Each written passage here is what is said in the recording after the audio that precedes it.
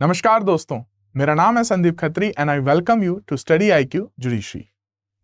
आज हम एक इंटरेस्टिंग टॉपिक पे बात करने वाले हैं जिसका नाम है सॉलिटरी कन्फाइनमेंट। तो सॉलिटरी कन्फाइनमेंट का मीनिंग क्या होता है, सेक्शन 73 और 74 में क्या कॉन्सेप्ट्स हैं, वो सारा कुछ डिस्कस करेंगे आज हम इसी वीडियो में। ये आपके लिए एक इंपॉर्टेंट क्वेश्चन है for your PT mains and interview. Students, अगर आप प्रिपरेशन कर रहे हैं जुडिशियल सर्विसेज एग्जामिनेशन की, किसी भी एक पर्टिकुलर स्टेट की, तो आप सब्सक्राइब कर सकते हैं फॉर जुडिशरी स्मार्ट कोर्स। और इन केस अगर आप 2 या 2 से ज्यादा स्टेट्स के लिए प्रिपेयर कर रहे हैं तो आप सब्सक्राइब कर सकते हैं फॉर जुडिशरी महापैक, जो कि एक वन स्टॉप सॉल्यूशन है for 16 states. And you can always use this code, that is SK Live, for the maximum discount. S for Sandeep, K for Khatri, LIVE. Now coming to the concept part. सबसे पहले बात करते हैं about the meaning of solitary confinement. Solitary confinement का मतलब क्या होता है? तो किसी को अकेले, सॉलिटरी का यहां पे मतलब है अलोन, ठीक है जी। जैसे यूजुअली आपने देखा होगा कि जब किसी को इम्प्रिजनमेंट होती है तो वो बाकी कैदियों के साथ उस रूम में रहता है, ठीक है। लेकिन जब हम बात करते हैं सॉलिटरी कन्फाइनमेंट की तो हम उसे किसी अकेले कमरे में जो है इम्प्रिजनमेंट देते हैं। अब जब आप किसी को अकेले रखते हो तो आई थिंक कि ये काफी एक अच्छा एग्जाम्पल रहेगा। लास्ट में हमने अभी देखा कि कोविड के टाइम्स पे तो यूजुअली आपको जो है अलग से कन्फाइन कर दिया जाता था। तो अब इन सर्कमस्टांसेस में जो एक पेशेंट है, इवन उसके माइंड पर भी इन चीजों का असर पड़ता है। तो किसी को अलग से बंद कर देना, जब वो किसी से कम्युनिकेट ना कर पाए, तो वो उसके लिए और ज्यादा हार्श पनिशमेंट रहेगी। आप सभी ने स्कूल में एक स्टेटमेंट पढ़ी होगी कि human beings are social animal, ठीक है जी। एक स्टेटमेंट और आपने सुनी होगी कि हमें अगर कोई दुख है और अगर उस दुख को हम किसी के साथ बांट लेते हैं तो वो दुख हमारा कम हो जाता है। तो इसी तरीके से सॉलिटरी कन्फाइनमेंट की जब हम बात करते हैं तो ये एक हार्श काइंड ऑफ आपकी इम्प्रिजनमेंट है। अब बात करते हैं कि सेक्शन 73 क्या बात करता है। तो पहली चीज, सॉलिटरी कन्फाइनमेंट देता कौन है? पीटी में एक क्वेश्चन आपका बहुत अच्छा बनता है कि सॉलिटरी कन्फाइनमेंट कौन देता है, तो आंसर आता है द कोर्ट, और कोर्ट के बाद है मे। इन शॉर्ट कि कोर्ट ही सॉलिटरी कन्फाइनमेंट देगी और ये कोर्ट की डिस्क्रिशन होगी। नेक्स्ट क्वेश्चन आपको यहां पे आता है कि सॉलिटरी कन्फाइनमेंट का मैक्सिमम टाइम पीरियड कितना होता है? So that is 3 months.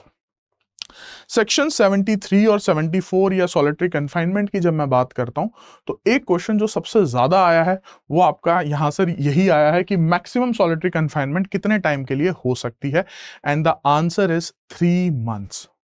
अब यहीं पर एक और कॉन्सेप्ट है कि क्या 3 मंथ से कम नंबर की भी जो सॉलिटरी कन्फाइनमेंट है वो मैक्सिमम हो सकती है, जैसे कि 1 मंथ, 2 मंथ और 3 मंथ। तो क्या किसी केस में 1 मंथ भी मैक्सिमम सॉलिटरी कन्फाइनमेंट हो सकती है? Answer is yes. तो अब हमें देखना होगा कि 1 मंथ मैक्सिमम किस में है, 2 मंथ्स मैक्सिमम किस में है और 3 मंथ्स मैक्सिमम किस में है। तो 1 मंथ है उन केसेस में जिसमें इंप्रिजनमेंट जो है नॉट एक्सीडिंग 6 मंथ्स। अगर कोई किसी को इंप्रिजनमेंट हुई है और वो 6 महीने से ज्यादा की इंप्रिजनमेंट नहीं है, तो उस केस में आपकी जो मैक्सिमम सॉलिटरी कन्फाइनमेंट होगी वो 3 मंथ्स नहीं होगी, वो सिर्फ 1 मंथ होगी। Moving to the next one, 2 months किन केसेस में होगी सॉलिटरी कन्फाइनमेंट मैक्सिमम? ये होगी कि अगर exceeding 6 month but shall not exceed 1 year, मतलब 6 महीने से ज्यादा की इंप्रिजनमेंट है लेकिन 1 साल से ज्यादा की इंप्रिजनमेंट नहीं है, तो उन केसेस में मैक्सिमम सॉलिटरी कन्फाइनमेंट हो सकती है 2 मंथ्स की। Coming to the last one, a time not exceeding 3 months. अब 3 मंथ्स की जो आपकी मैक्सिमम सॉलिटरी कन्फाइनमेंट होगी वो किस केस में होगी? अगर किसी को इंप्रिजनमेंट हुई है फॉर मोर देन 1 ईयर। तो जैसे ही वो एक्सीड कर जाएगा 1 ईयर से, which is imprisonment shall exceed 1 year, 1 year से ऊपर अगर किसी की इंप्रिजनमेंट है तो मैक्सिमम सॉलिटरी कन्फाइनमेंट होगी 3 मंथ्स की। That was the concept of section number 73. Now moving to the next one, section 74. 74 क्या बात करता है? 74 बात करता है लिमिट की, लिमिट ऑफ सॉलिटरी कन्फाइनमेंट। अभी लास्ट सेक्शन में हमने पढ़ा कि मैक्सिमम 3 मंथ्स की होगी, ठीक है। कुछ केसेस में मैक्सिमम 1 मंथ की भी हो सकती है, कुछ केसेस में मैक्सिमम 2 मंथ्स की भी हो सकती है, बट सभी केसेस को मिला के 3 मंथ से तो कभी भी एक्सीड नहीं करेगी। पहला कॉन्सेप्ट हमने पढ़ लिया। अब क्वेश्चन आता है कि वो 3 मंथ्स क्या एक साथ किसी को दिए जा सकते हैं? वो 3 मंथ्स की जो सॉलिटरी कन्फाइनमेंट होगी वो किस तरीके से दी जाएगी? क्या उस पर कोई लिमिट है? तो आंसर आता है यस, उस पर लिमिट है और उस पर आपका रूल लगता है सेक्शन 74 का। सेक्शन 74 को समझने के लिए पहले आपको यह समझना होगा कि सेक्शन 74 को 2 पार्ट्स में डिवाइड किया गया है। सेक्शन 74 में एंट्री करने से पहले ही हम ये देख लेंगे कि जो पर्सन है जिसको इम्प्रिजनमेंट हुई है वो 3 महीने तक की हुई है या एक्सीडिंग 3 मंथ्स की हुई है। सबसे पहली चीज सेक्शन 74 में हमें क्या देखनी है कि जिस पर्सन को इम्प्रिजनमेंट हुई है, इम्प्रिजनमेंट की बात कर रहा हूं मैं, जिस पर्सन को इम्प्रिजनमेंट हुई है या तो उसका केस फॉल करेगा कि वो सिर्फ 3 महीने के लिए जेल में आया है या फिर एक्सीडिंग 3 मंथ्स आया है। अब देखते हैं कि अगर वो सिर्फ 3 महीने के लिए आया है तो आप कैसे देंगे। इन केस अगर वो सिर्फ 3 महीनों के लिए आया है तो आप उसको एट अ टाइम 14 डेज दे सकते हैं, मतलब 14 डेज एट अ टाइम। उसके बाद आपको इंटरवल देना पड़ेगा। 14 डेज मैक्सिमम है, इससे कम भी दिया जा सकता है, लेकिन मैक्सिमम आप दे सकते हैं 14 डेज एट अ टाइम। अब उन 14 डेज के बाद क्या होगा, इंटरवल आएगा, बीच में आपको गैप देना होगा और उस गैप में क्या होगा, बेसिकली सॉलिटरी कन्फाइनमेंट नहीं होगी, आप उस पर्सन को जो है दूसरे कैदियों के साथ रखोगे। तो पहले 14 डेज के लिए रख दिया, उसके बाद इंटरवल होगा। अब क्वेश्चन आता है कि इंटरवल कितना होगा। अगर यहां पर आपने 14 डेज दिया है तो इंटरवल भी आपका मिनिमम 14 डेज रहेगा, मैक्सिमम वो कितना भी हो सकता है। लेकिन अगर आपने मान लीजिए यहां पे 10 डेज का दिया है तो यहां पे इंटरवल भी मिनिमम 10 डेज का रहेगा। So that is the first concept. अब अगर आपको ये कॉन्सेप्ट क्लियर है तो सेकेंड वन तो और भी इजी है।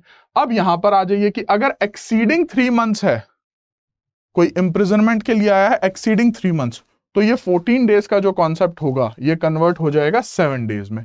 7 days in any 1 month of the whole imprisonment awarded.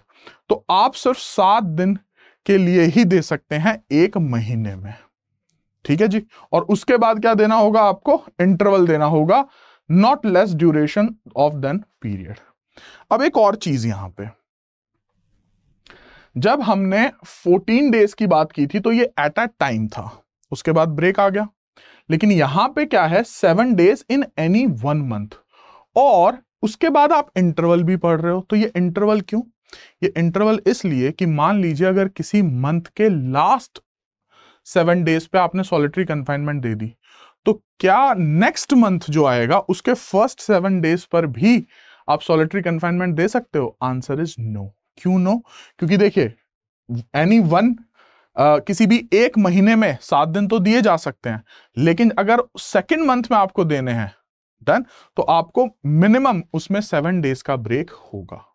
तो अगर लास्ट 7 डेज किसी मंथ में आपने सॉलिटरी कन्फाइनमेंट दी है और आप नेक्स्ट मंथ के भी फर्स्ट 7 डेज में देना चाहते हो, so that is not possible. क्यों? क्योंकि बीच में इंटरवल आएगा ही आएगा। और इंटरवल कितना आएगा, तो इंटरवल मिनिमम उतना होना चाहिए जितना आपने सॉलिटरी कन्फाइनमेंट दी है। तो अगर आपने 7 दिन दिए हैं तो इंटरवल भी मिनिमम 7 दिन का रहेगा। So that was the concept of section 74। So I hope now the meaning of solitary confinement is clear to you, and what is section 73 आपको clear हो गया और section 74 भी। So that's it from my end as of now. See you in my next video. Till then, yes, it's time to say peace.